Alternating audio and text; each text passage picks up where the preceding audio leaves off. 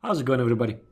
This video is a little different than usual, not a scripted one, but it's just me talking with Kyle about the last Dominion series, and we picked out a few topics that might be relevant and interesting to you. I had planned for it to be shorter, but oh well. I'm recording this intro after our talk, so I know it ran long. I hope you still enjoy it. Let me know. Alright, recording it. Okay, so I have a guest to talk about the Dominion series and the blunders and some stuff around that. So, how you doing, MystaKyle? How you doing? Hello, Mr. Freeze. Glad to be here. My name is MystaKyle.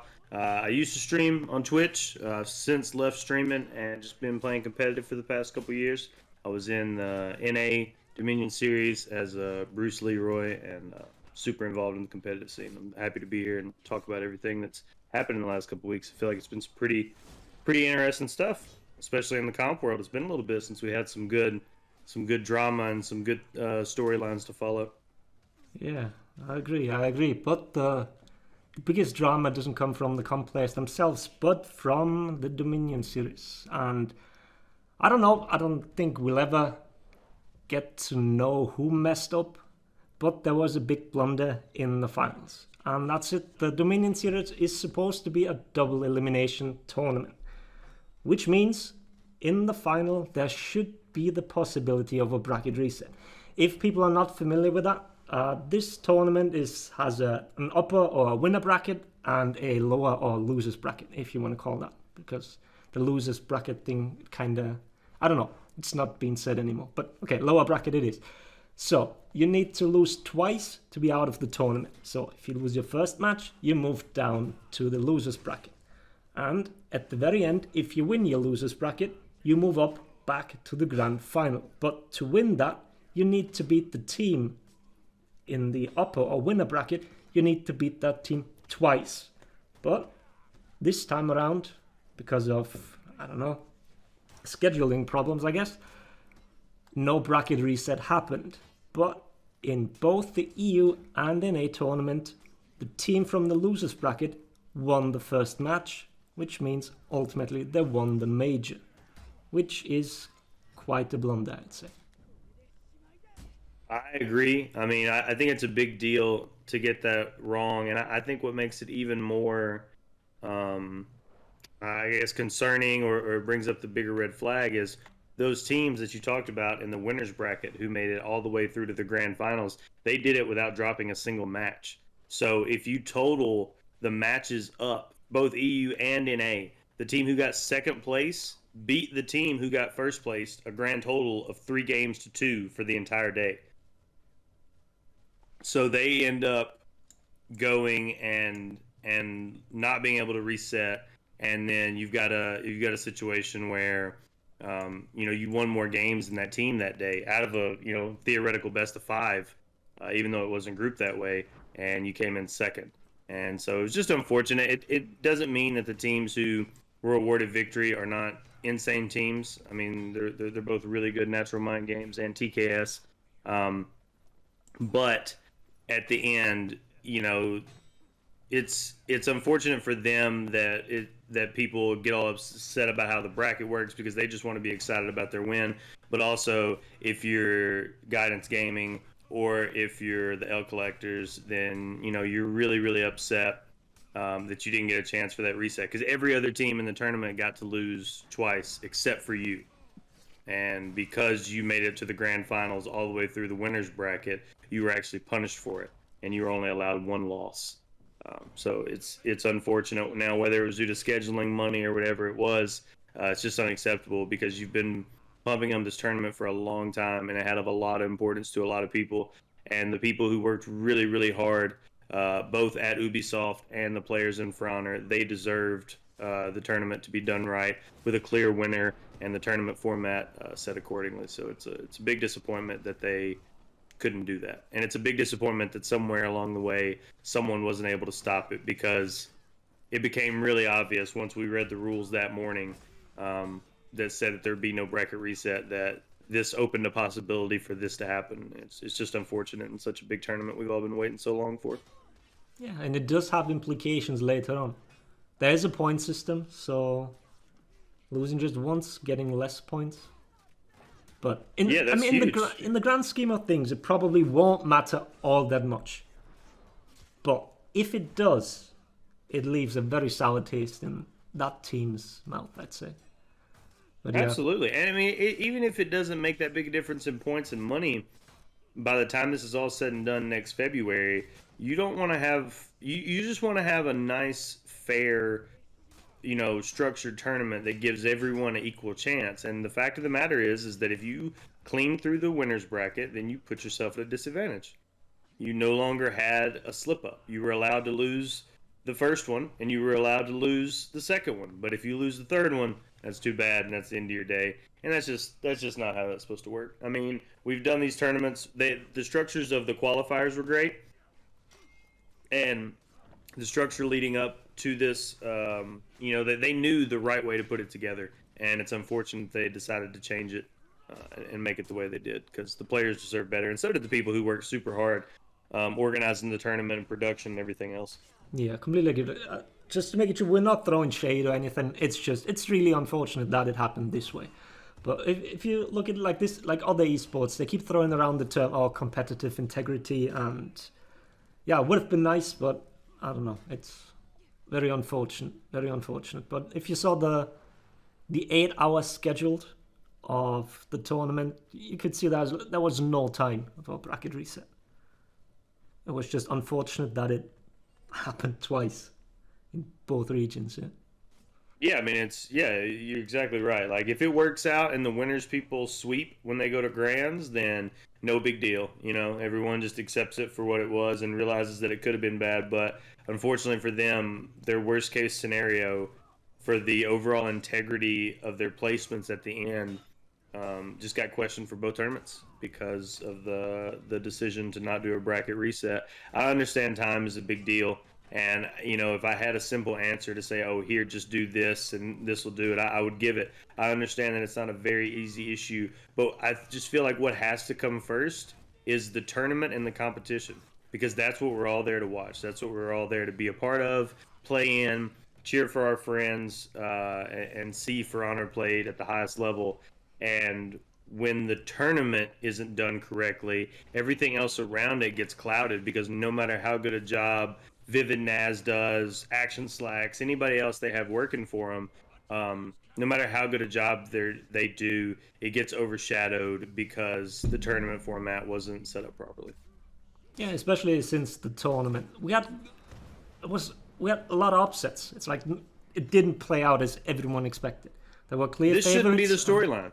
Yeah. The bracket shouldn't be the storyline. The storyline should be that Nemesis, who hasn't lost to anyone anywhere for however long, a year and a half or more, they didn't even drop a round, I don't believe, in the last Dominion series. So, when you've got someone like that who, they come in third, 2 teams from EU are fighting super hard, you've got great competition. NA, Scorebrand and Guidance Gaming have been on top forever, and now, for Team Killing Service to come in and be able to knock them off and play so well, and when you have things like that, those should have been the storylines, because they were really interesting. The tournaments were really good. People played at a really high level. And unfortunately, because of the way it was organized, all we're talking after is not, can Nemesis bounce back in the next major and reclaim their spot? Same thing for Guidance Gaming. We can't talk about those things because we're more concerned talking about bracket format, which is just unfortunate. Yeah, you can just hope that they'll fix it for the next one. And I fully expect them to fix it. I don't think this will happen ever again. They better. It should not be the same thing. Whatever you got to do to work around the time. But no, you can't do this again, because it's just a bad way to do the tournament. I mean, there's just no other way around it. You can describe it, a million different ways, but it's a bad way to organize something, especially as big as your major. You're only going to have 3 of these. These are the big lead-ups. These teams worked really hard to win a qualifier and get there. They've been practicing really, really hard, and they deserve, a big stage and for it to be ran properly. Fully agreed on that. But you mentioned something already. We're moving on. What's done is done. Moving on. So what you said before was the storylines, and in general, what I want to know. getting fans involved or getting fans in general for your team, whose job is it? Is it on Ubisoft? Is it on the players? Because we can see everyone knows Clutch, but Clutch streams pretty much every single day. He puts himself out there. Everyone knows him. Like him, don't like him, but you know who he is. Then Barrett does that lately. He's been uploading pretty much every single day on YouTube. He puts himself out there. He makes himself known. But not everyone else does. So it's a little hard for people to actually get involved, get to know the players, follow these storylines. It's not just, even if you're presented with the storyline, you need to know these players. So, what do you think? Is it on the players? Is it on Ubisoft? Or obviously, both? What do you think? Oh, I think that it's a two-part answer, because I think that the actual answer is it's on the players. Because Clutch and Barra, exactly like you said, have done that. They've put themselves out there. They've marketed themselves well. They've become successful content creators, and thus they've got a following. And they've got people who are watching them, and they've got people who are cheering for them. They've got people who are cheering against them. And so that's a really big thing. And they've done that all on their own. But even though I believe that it is on all the players to market themselves and make themselves more visible to the people who are watching these tournaments, I believe that it should not be all on them. If you're super involved in this community, it's a very tight-knit community. You know the storylines. You know about players leaving certain teams and going other places, and teams fighting old teammates and different rivalries that have been going on in the community for a while. And that's what makes us as fellow competitive players really invested to watch. We know who to cheer for. We have our friends. And while you may not know them on a personal level, I believe that the production could also incorporate that. Just a short backstory. It doesn't have to be crazy in depth or over the top. But, too often I just feel like it's just another name being read. It doesn't feel personal.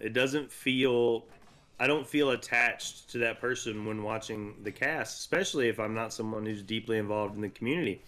Whether it's someone like Solips, Legion, that's what we all call him, or Ghost Overdose, or these different people, the Set Mix, all these different people that you should know and that you can kind of follow and cheer for or cheer against or whatever. Giving them more info and putting more of that stuff out there, I think can only be better, because it makes the product better. I mean, if you watch any sport anywhere in the world, in a pre-show, they're going to tell you all the storylines, whether you know them or not. They're going to go through, any rivalries they have or things like that. And I understand the people who are doing production may not exactly know this, but they can reach out. The members of the community would tell them. And that's why I also think it would be really huge for Ubisoft to contract someone who's closer connected to the community. I made a suggestion earlier on Twitter that I thought Norgaz was a great choice for that, for the NA section, because he knows a lot of the NA players well. But anyone who is very, very involved and has a close relationship with these competitive players could be able to fill them in and let the audience know what's at stake in these matches, more than just it's this team versus this team. You don't get the dynamic of what's really going on there, because these players really want to win, and they'll play anybody, but they also have personal reasons that they want to win, and people like certain people and people dislike other certain people. And so when you have that type of stuff, when you can incorporate it and let the people know, then they can also become a little more invested. No, they won't be as invested as the everyday comp players, but it does give them somebody to cheer for. Or they do understand how big an upset is when Nemesis goes out, to Natural Mind Games after losing to L Collectors. That victory of the L Collectors over Nemesis was a big deal, and that could have been conveyed better, is all I'm saying. We're not talking about it was conveyed badly, but we're looking at how can we improve. That's a competitive mindset. How can we get better? And that was how that can get better. We're a very interesting, fun, and engaging community, and the more people can know about us, the more that I think it helps people, attach and find people they want to cheer for and find people they want to, cheer against. Yeah, and I think in esports it's a very special circumstance, as we're all playing the same game, which means there is the possibility to meet someone online. I mean, if I'm playing football, obviously I'm playing the same game as the pros, but I don't ever have the chance to play with someone. But that's different in the game. You can randomly meet someone, And like, let's use Ghost for that. Ghost Overdose. He's been playing since season 1. He was really young back then, and I've met the guy in season 1 already. Like when Tribute released, his French 4-stack, they played a shit ton of Tribute. I played so much against him, and now he's become a pro player. It's not just me, probably. Like, you can meet streamers, you can meet the comp players. It's really special in this sense. So you don't. Yeah, you're in the right region, in the right spot. You can play anybody, and that's and it just gives more reason to be able to know these people and know who they are, and it gives people more attachment. It gives people more excitement about it. I'm more excited because I know these players and I know what's on the line, and I know, the relationships that are involved in some of these matches. And no, you probably can't get as in depth as someone who's buried deep in the community, but you can give someone an overview. You can give them an idea of what the odds are and what people might be thinking. Yeah, and we have very special characters. You might not see that when you play against them, but let's just say make an interview segment in a pre-show. Just pick one player each time. Doesn't have to be like always the same team or the winning team or the favorites. Just pick someone and introduce them to the community. It can be a little more in depth. Doesn't just have to be all 10 players, 1 minute segment or something where they can't really say anything. Just make it a longer interview or something. But I think it's really important that people get to know them, because if I don't know someone, why would I be invested? That's the big thing. Exactly. And not everyone has the time, or I don't know, let's just say the personality to market themselves. Not everyone has a big mouth like Clutch does. Like, I know I mean that in a good way, you know that. But if someone is really quiet or an introvert, they don't want to stream and talk all the time or be on camera the whole time. So I understand that, but I think they deserve the same chance. So even a small interview, I don't know. It's hard. I think it's making fans and making people interested in it. It's not as easy.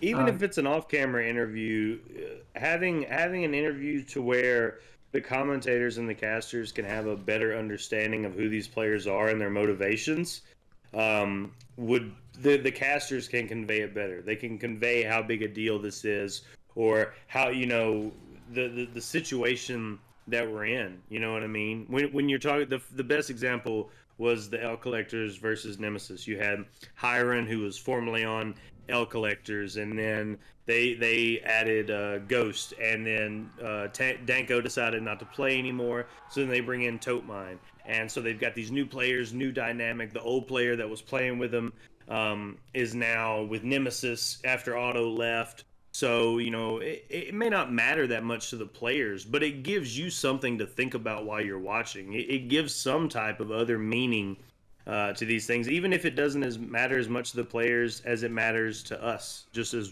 watching. So stuff like that, I think it brings interest, and I think it brings a storyline. It doesn't have to be, professional wrestling, something over the top and completely exaggerated, but it's nice to know who the people are, and anyone who hasn't had the fortune to meet Legion is just missing out. The world should know that guy as much as they should know everyone else. So I think that it is on the players to market themselves 100%, but I don't think it should all be on the players. I think that others can help in the build up to this. Even if you did interviews and things prior to the major and put it out as like a teaser, right? Maybe team captains talking trash to other team captains. You could do little bits before that, depending on what time you had, and scheduling, and that could really lead up, to some things. Having a little pre-match clip where somebody says, why they're going to take out this other team, or why they feel a certain way about this other team. Yeah. It gives some merit to the match. It's just like a fight, that you might watch on TV, UFC or boxing or anything. You probably don't know the storyline to every single fighter, but they give you a quick 30-second rundown. You get it. This guy doesn't like this guy for this reason. This guy said this about him, and here we are. So now you have somebody to cheer for, even with that short little thing. Yeah, it just reminded me about the last miniatures, the segment with Legion on the couch. What was on the couch, right? I believe so. Yeah, like stuff like that. That's just pure entertainment, isn't it? Man, gotta be. But It's yeah, gotta be. but if you draw another parallel to normal sports and its teams, like these teams that have been established for decades usually, and you have your home team that you root for, and it's much harder in esports, and especially with teams like you said, it's just four-man teams, and people leave, people join another team, and team names they constantly change. Even I have trouble keeping up. Like I have to look at the bracket to actually remember all the names because they change way too much. But for someone that isn't involved closely, like you said, it's harder to follow that. So they need to stick to players. They follow Yes. players, and yeah, getting to know them is not that easy. And like you said, it's both on the players as well as on whoever else. Might be even be me. But yeah, let's just translate this into viewership in general. If someone is involved, they want to watch. But what can we do to make it more appealing to watch? And one of the big complaints was variety in picks. And I guess it increased a little compared to last time. There were more picks, Yeah. right? Yeah, it was not the same four characters Oh no, it over and wasn't the over, so it same. has gotten better. Overall, more a gladiator was picked. And in general, the problem is there's always like a clear best in slot, I'd say. Like you have the team fighters, you have the gankers, and there's usually one or two you want to pick that.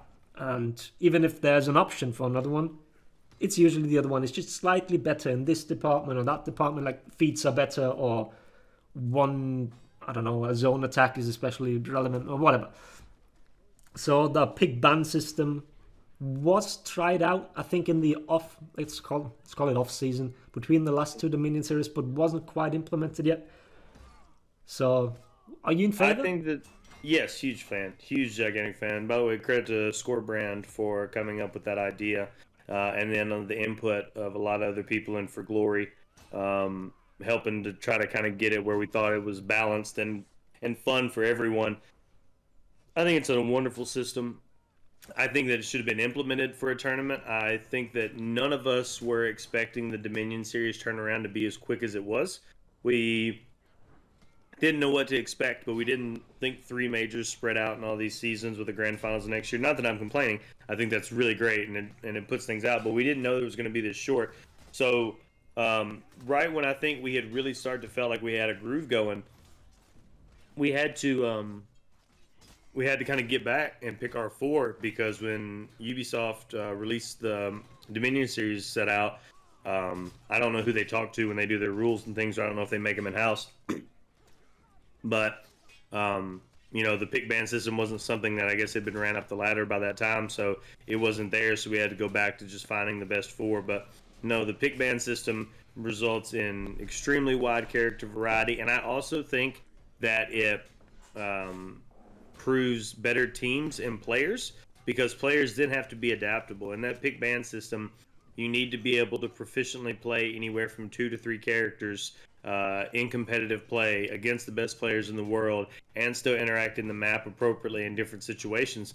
And so when you're forcing players who can't just be only Warlord players or only Blackbriar players or only Griffin players or whatever it is they play, when you force them to be able to play multiple players, the skill gap starts to actually, vary a little bit because then you've got people who, are really good at the game and in all aspects, and they're not just really honed in on one character. I think it was enjoyed by most. With like anything, there's going to be people who like it and people don't. But my team, when we were doing it, loved it.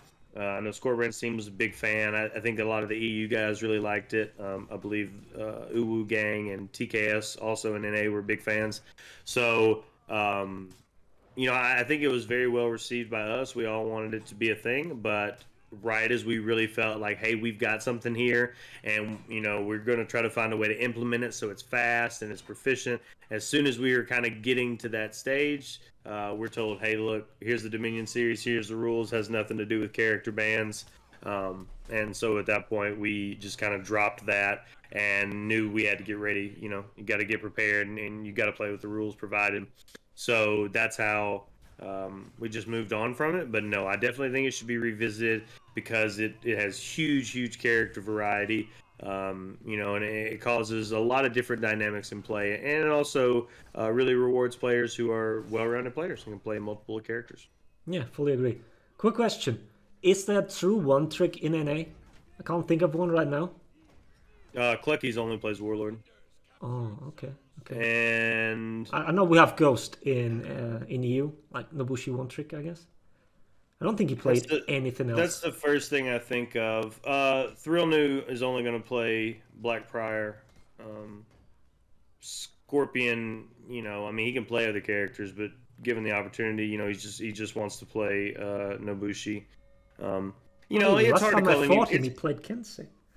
That's true. That's true. He did switch over to him to try to win the other day when he thought that would help him a little bit. Though it's hard to say that anybody at this high level is a true one trick because it's not like any of these players can't play another character. They just have one that they strongly prefer. Right. I immediately named Clucky's when you mentioned that because I always think about him because he always plays Warlord. But it's not like that guy couldn't learn another character. He just never has been forced to, and Warlord is the most mandatory pick in the game. So when you like him and you enjoy playing him, there's no need to play anyone else. For a long time, Shixtus, he always played Shaman, right? And they called him a Shaman one trick. But I mean, now he played Warmonger last Dominion series. He played Griffin. The guy can play other characters. It's not like he becomes an incapable player when moving. It's just he found something he was really good at, and he filled that role. So I don't think that there are any true one tricks at the highest level of play because I really believe that people can learn to play other things. But there are players who very much prefer only one hero. And, if you're playing against someone like Nemesis, you're going to ban Warlord immediately so that Barrakeet, can't play Warlord. Yeah. That's what's going to happen, and so you can start kind of target banning people. It brings in a different level of strategy from the coaches and decision makers on teams because they have to think who to ban. Because, if they don't have a good Warlord on their team, you didn't have to ban Warlord. That way you could have a Warlord, even if they had one too, if you thought your Warlord was better. So there were all these different dynamics that came into thinking in trying to force certain players off certain characters. It just brought a really good dynamic. But unfortunately, it just couldn't get fleshed out in time before the decision was made on the tournament, which just didn't work out well for us. Yeah, I'll give you something else in that regard, and that is, like, pauses during the tournament are a big thing. And from a production standpoint, having this ban system not fully fleshed out preferably in-game, which is a stretch, obviously, but even if you have it on a website or something, let's just say I have it on good authority that even map bans give teams trouble. These qualifiers are open for everyone. A lot of players are joining just for fun, which is obviously what you want. Like, people just dipping their toe into competitive, because why not? But if already map bans take so long, just think about how long it might take for people to fully grasp the ban system and how long it might take to just finish a single tournament. So I can understand why they haven't tried it yet. Because I think it really needs to be done properly. There's no, let's try this half-assed thing here. Because that will make tournaments take, 2 hours more. At worst, I'd say. But you're also talking about trying to do this for viewership and things too, right? So I do agree there's a lot of teams who join the qualifiers just for fun. I encourage those guys to keep joining, keep, getting in there and seeing how you stack up against the best in the world and going and playing. I hope those guys keep coming back and practicing. But at the same time, too, you don't need a ban system for those qualifiers, and they're not viewed anyways. But by the time the majors come around, the 4 teams that are in the majors are 4 competent teams. Would you actually? Oh, sorry. Would you actually run 2 formats there? Like qualifiers different than the major? Could be interesting. You ran 2 formats and how the brackets work, so apparently that's not off limits. All right, fair enough. So I'm not totally making anything up here by suggesting that we could have a ban system, because the 4 teams that you have at that point are the best of the best, and you introduce some different strategies and make things a little different. I do agree that time could be an issue, especially if you're talking about best of fives, best of threes. Banning in between each one would be very time constraining. So maybe there would have to be some tweaks on time and tests and runs like that. But the truth is I don't know if it would be perfect. We think it was a good idea. We really enjoyed how it changed the play, and it made up character variety different. It made the games more fun. It made the games more fun to watch. Yeah, fully agree. Fully agree. But at the same time, too, I'm not going to pretend that we had it all figured out and they just should have listened to us or we would have done it. We didn't have enough time to work on it. But I think that the pieces are there.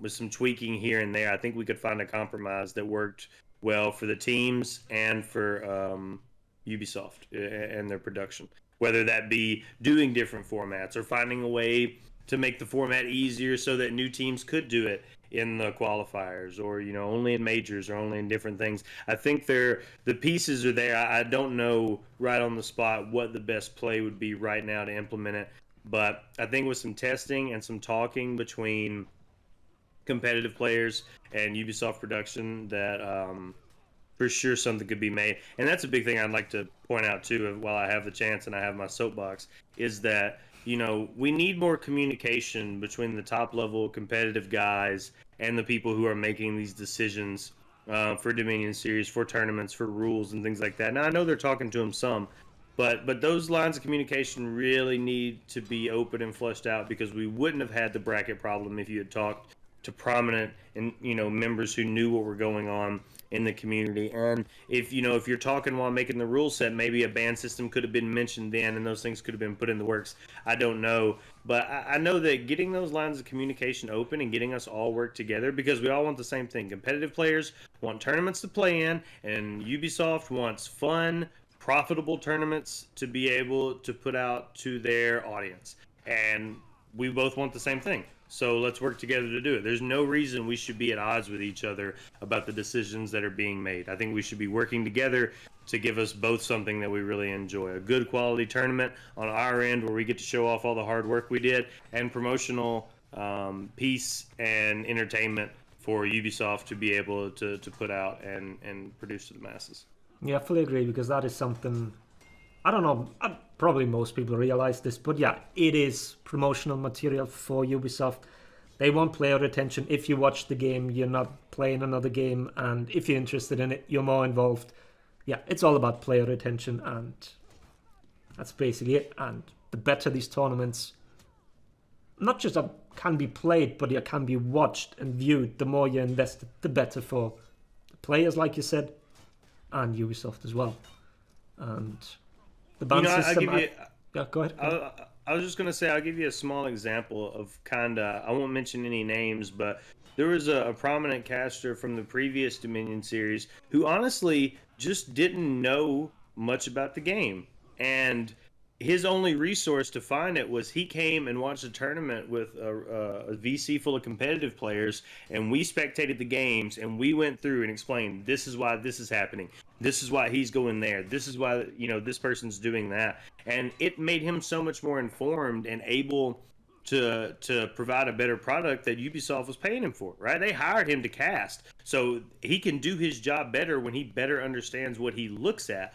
So, all of us working together, on both ends, we can make this even better. Because even if you don't want to change the casters and the production team that you have, that's fine. It's your choice and it's your money. But let's inform them. Let's get them fully caught up. Let's get them understanding why people are doing this, what people are doing now versus what they were doing a year ago, because it's totally different. People have totally different ideas. Last Dominion series was all about Centurion and Warmonger, and now this year it's all about Gladiator. So why did those changes happen? Is the Centurion not good anymore? Why can't you still use him? Why isn't Warmonger used anymore? These things, being able to inform the people who are talking about it, and not just on a surface level like Glad's gank is real good, Sense is still good, but it's not as good. Like, really, really explaining the different dynamic of, you have certain setups with Scent that are character based, whereas everyone has a gank with Glab, and all these different things. Understanding why people make the choices that they make, defender renown and rotations and all this stuff, the more those casters and people who are working on production can know, the better entertainment they can give to the viewers, the better they can explain. Because a lot of times, even if they're an active player of this game, the viewers don't understand exactly what they're looking at. And if you can just have someone to help them along and kind of give them those pieces, you just make the entertainment so much easier to consume. No one will watch a sport, any kind, e-sport or regular sport, that they don't understand. If they don't understand what's going on, you'll be bored in 5 minutes and you won't watch anymore. So there has to be a better understanding of what they're watching, and that has to come from the people that are putting on the show. That's the best they can do. Yeah, and kudos to them for actually doing that, like you said, sitting in the VC, Absolutely. trying to learn. And it is not easy. I mean, every time I watch them, then like you, when you explain something, then I say, oh yeah, I mean, now it's obvious after you pointed it out, but I don't know, it sounds weird. Even me when I'm watching, I don't realize everything immediately. You guys are so deep into the material that it takes me a while to realize. And yeah, it's not that easy to just convey that to viewers. First of all, know it, and then know how to convey it. So it is when you've got the best players in the world, the devil's in the details. That's exactly what it comes down to. Yeah, knowing when to move off a point, when to stay, when to come back, when to push, when you have advantage, when you don't. Knowing the smallest details that seem so minuscule, that's how you beat teams who are the same as you or a little bit better than you. That's where those details come into play. And the better teams have gotten, the more detail we've had to be. The more detail, the more little things we've had to find to be able to give yourself an advantage, to be able to give yourself a chance to win. And that's where it all is. I heard something that, sounded really small, but it stuck out to me huge when I was watching the Nemesis games against Natural Mind Games. Natural Mind Games, they're picking maps, and Natural Mind Games picks Beachhead. And Silencer says, well, that's weird. They picked Beachhead even though they didn't want to practice it. And which, in my mind, immediately thought, like, wow, that's a big brain play. Natural Mind Games feels a groove on that map, whether they've been practicing it or for the fact that they just got off it in the last set. They're going to play it. They haven't played Nemesis on it a lot. Obviously, that's going to put them in a better position right now, right? Like, is that a huge advantage? Does Nemesis not know how to play Beachhead? Of course not. Of course. They're four of the best players in the world. They know how to play a map. They know how to win fights. They know how to team fight. But if you can find a small little advantage, like, oh, you know what? We haven't practiced Beachhead very much against this team. So maybe we can get a leg up on them because we've played it 3 times this whole tournament. So when you have a detail that small and you pick that map, to me that sticks out because that's one little thing that somebody's trying to pick out and use. And I think that's huge. They won that Beachhead game, by the way. So when you've got something like that, I think that's where those details are, man. It's in the game. It's in production. It's in all that stuff. But that's why I love this community and I love this game. I mean, there's always more to find. No one has found everything yet. We think we found it all, and then 2 weeks later, someone says, "I bet you didn't know this." Yeah. And we've been playing this game for however many years. Yeah, it's a big deal. All right. Let's end it here. It's been going way longer than I thought. So, Kyle, thank you very much. Thank you very much for doing this. Any other shout out you want to do? You're not streaming anymore, you said. So, on your Twitter or something. Go watch the NA tournaments. Go watch the Each tournaments. Watch Dominion Series. Participate in comp.